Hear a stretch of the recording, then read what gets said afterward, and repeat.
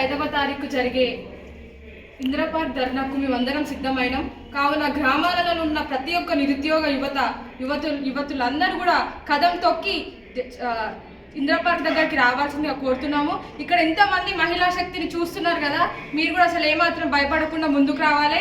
మన ఉద్యోగాలను మనమే సాధించుకోవాలి.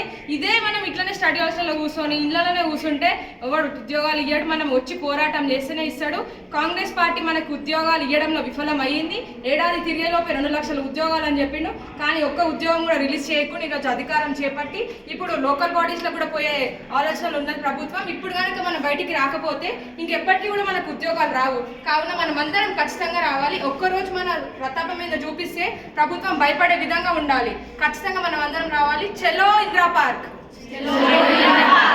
డిసెంబర్ 5వ తారీఖున చలో ఇందిరా పార్క్. అందరు ఖచ్చితంగా ప్రతి ఒక్కరు వాట్సాప్ స్టేటస్లలో పెట్టాలి. మీ తెలిసిన వారందరికీ కూడా ఫార్వర్డ్ చేయాలి.